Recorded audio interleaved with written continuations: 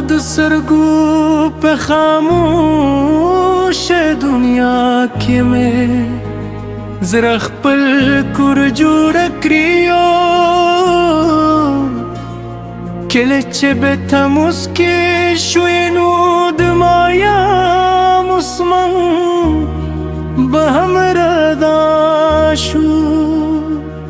زبد باد پشان استاد رات راتم یوازې د دل پارا چستا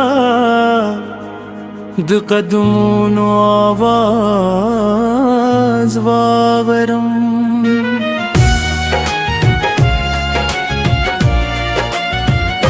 خو استجاب شدا یوازې د یادونو سیوري پکې درځي ستا د خندا رادا لا هم زما د زړه په دیوالونو کې ژوندي ده خو ته نه یې او دا خاموشي لکه دروند زما پر سینه پرته ده زه به هره شپه د ستورو نه پوت نه کوم چې ولې مینه دومره لنډره او جدایي دومره اوږدوي ستوري به راته یوازې سترګې راپوي لکه هغوی هم زما د درد ژبه نشي ویلی ستا د لاسو نور مې اوس هم یاد ده هغه وارځې چې باران ورېدی وموت د وار د یونې لاندې ولاړ تا ویل چې مینه لکه باران ده که راشي نو هر څه تازه کوي خو ما نه پوهېدم چې کله باران تم شي نو زمکه بیا هم یوازې پاتې کېدي اوس زما زړه همداسې یوازې دی لکه د ژمي وچ باغ چې ګلان پکې نه وي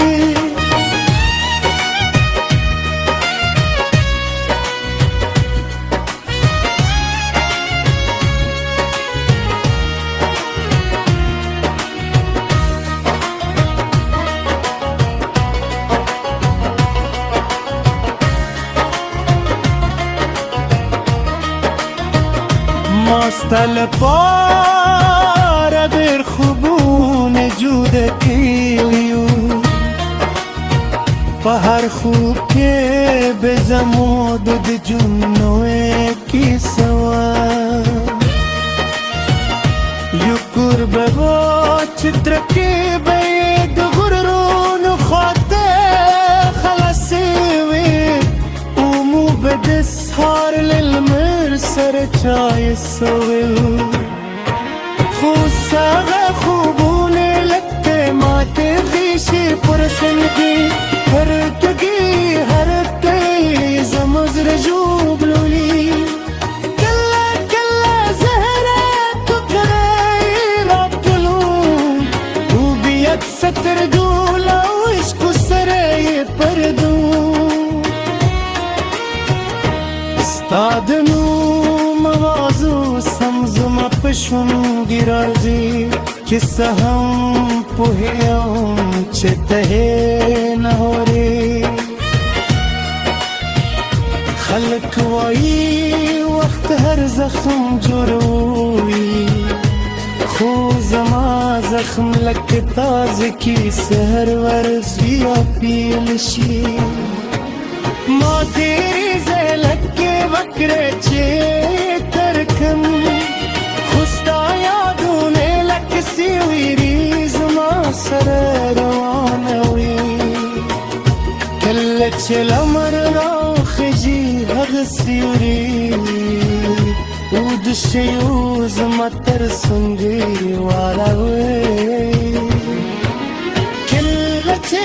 شپه راشي وتياري شي أغسيوري زمت ردمنا قاتل شي نور زهر نور تي ولا رشم ستا یادونه هم راس رزي خلق وی چنینه خوشحالی دا خو زمانه یو خاموش توفان شو هغه توفان چه بهرین افکاری خودون هر سمتوی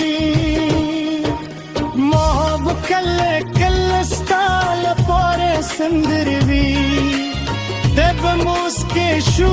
ویل بدی چه بیای وای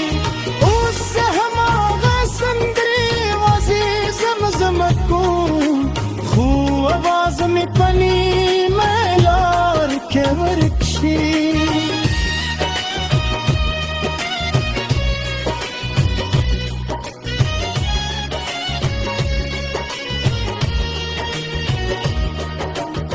کلی لري هم لکه ما غمجن ښکاري لکه هغوی هم زمو د قدمونو د فکریو هغه زاره دیوالونه چې مو د ورسره تېرېږئ اوس لکه د خاموش شهادانو په شان ولاړ دي ذکر لکونه هوا زالی ازوی